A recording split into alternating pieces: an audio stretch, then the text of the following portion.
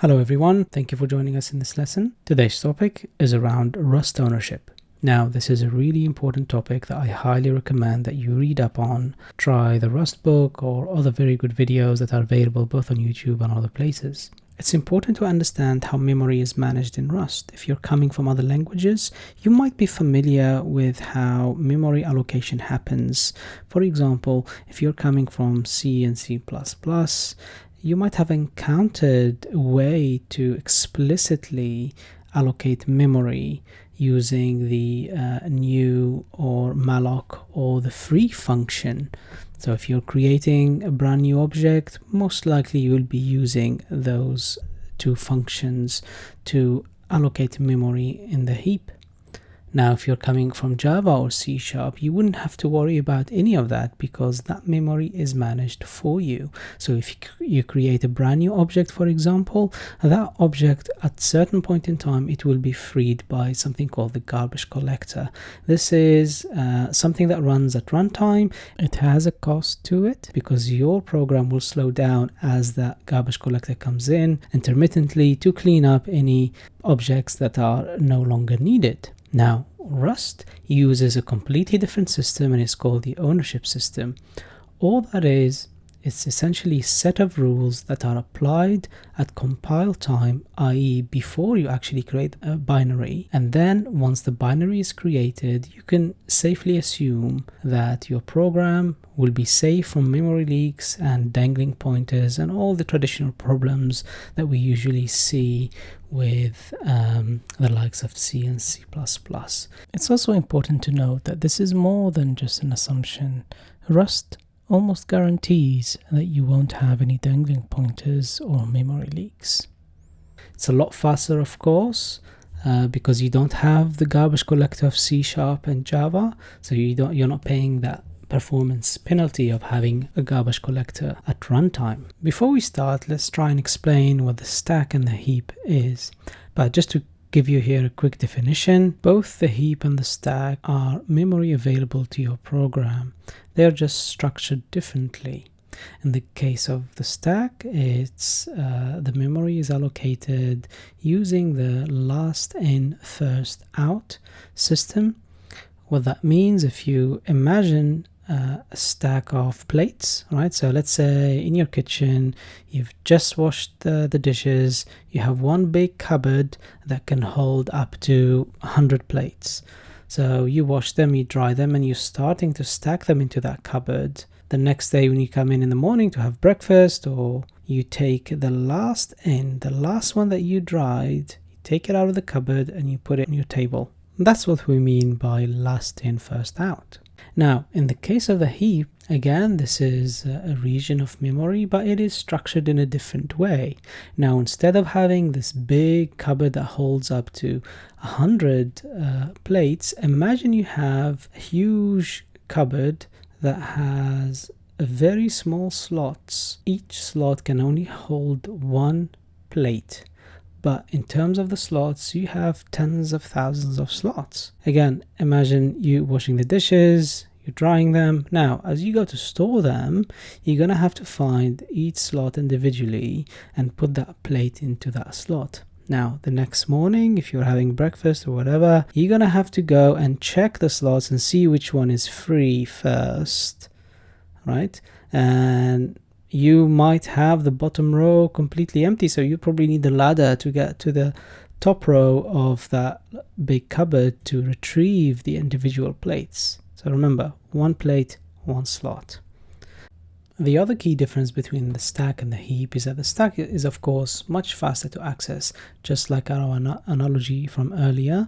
If you're just putting stacks of plates on top of each other, it's very easy to just retrieve the last one that you've put in and use it straight away. Of course, you cannot insert or retrieve from the middle of that stack. However, the heap, there's plenty of storage and memory available, but there is a cost to it. From the analogy from earlier, you're going to have to find an empty slot first, and depending on the number of plates that you need to store in that cupboard that I showed you earlier, it might take a bit of time to place individual plates in their correct slot. So same thing happens with memory allocation in the heap. It has a cost to it, and it's important to keep that in mind. Few ground rules for ownership. Each value in Rust has a variable that's called its owner. There can only be one owner at a time, and when that owner goes out of scope, the value will be dropped. So what do we mean by that? If you look at this code, for example, in here we have the variables and their owners. Scope is usually depicted by the curly brackets. When a variable comes into scope, it's valid. When it goes out of scope, i.e. at the closing brackets, it gets dropped, or in other words, it gets deallocated. Now let's see how this ownership system affects different data types. Now if I look at primitives like integers, there is the concept of clone and copy. I can illustrate here really quickly. So if I've got a variable, for example, a primitive that is an i32, it's an integer, it's a very basic integer, and I try and assign y that variable I created at line 3. What's going to happen here is that Rust compiler will automatically copy the value. These are both held in the stack. So if you recall earlier, stack is very easy to access, it's very cheap, and integer, more importantly, it's a very known size. So in my system here, an integer is probably a 4-byte data type. So if I were to print this now, they will both be valid, because what happened there is at line 4 we just copied whatever was in X into Y and we kept the value. So this is what we call a copy. Okay, so if I do xxx y, I close that and I run it. Okay, so that's how it behaves with primitives of known size. But if I were to change now this to string, again, string is a different data type. I can show you the illustration of how string is constructed. It's essentially the variable itself will hold 3 different pieces of data. It's the pointers to the actual string, the length of the string, and the initial capacity. Now that pointer to the string is pointing to memory address in the heap. Let me do this real quick.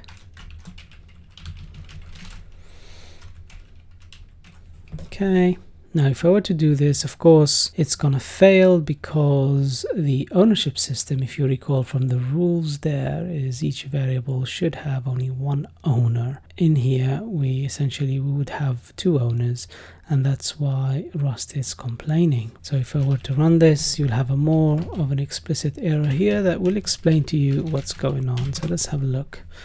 Okay, so it's saying here the value has been borrowed, the move occurs here. At line 4, we moved the value away from X and we put it into Y, so X becomes invalid. That's why we can't really print it. As you saw with primitives, we can copy the values with complex data structures that have pointers in heap, like string or maybe your own custom struct. Then you'd have to implement the copy trait. Essentially, if you have the copy trait implemented, you'll be able to implement what we saw earlier with those primitive data types with your own complex data structure. So in the case of string, we already have the copy trait implemented if we call a function called clone. So if I do clone right now, I should be able to have a valid X and a valid Y. Let me save this, clear the screen, give it a run. There you go. So both $X and $Y are valid. Now what happened, this is a very expensive functions, of course, because you're essentially doubling the amount of memory allocated for this string. You've allocated a brand new region in memory to hold this string. When it comes to functions, the same rules apply. A function can potentially take ownership of a variable that you no longer have access to. Let me give you an example here. Let me create a function. I'm gonna call it take ownership with a parameter called a of a data type string. I'm not gonna have any return value, and all I will do here is print a Let me just put a meaningful message here. Now, as you can see, our code is valid so far. If, however, I insert this function at line 5, look what happens to y. Okay, now straight away, if I try and compile this program, it is going to fail because that function has taken ownership of my variable y. And it makes it very clear as well. The compiler explains to you where the value has been moved.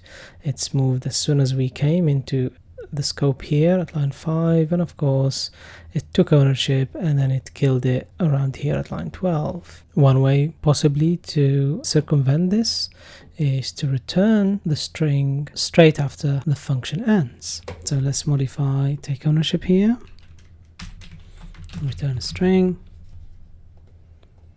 and we'll just give back a as it was. And of course we are going to modify the function name. I'm going to give this variable here called z,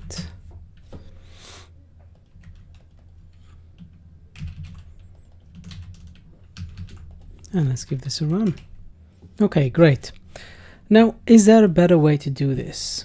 There is something called references and borrowing. You can pass parameters to a function either by value, like we've done here, or by references. Now, references makes it a little bit more interesting.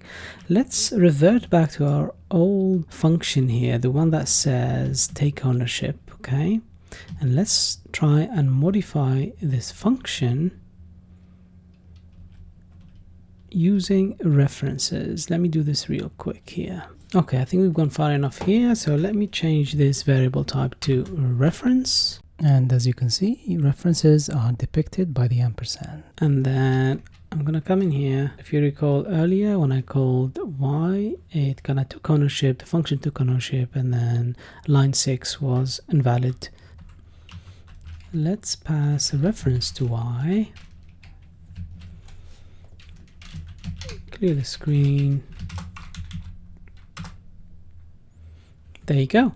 So now we were able to pass a reference to y to this function called take ownership. And when we come to the function body itself, all it's going to do is going to look at that reference, which is essentially just a pointer to a memory, and it's going to use it, and then that's it. It's not going to take ownership of it. What if I wanted to pass the variable to this function here, take ownership, right, and try and modify that variable in place without having to create a copy and without having to take ownership of that variable? Well, there is a way to do it, and of course we need to start by creating a mutable variable here for y, and we'll modify the function here. So instead of reference, we'll just put immutable reference, and of course we're gonna have to give it mute here for mutable. We'll do something a bit more interesting here, and maybe we'll just take this out. Tell you what, let's push a string called world to this, and let's run it.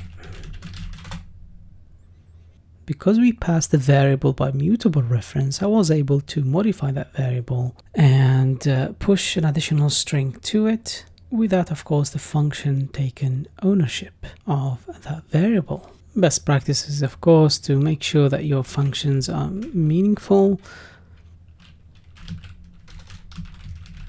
I'm going to call this one modify by reference.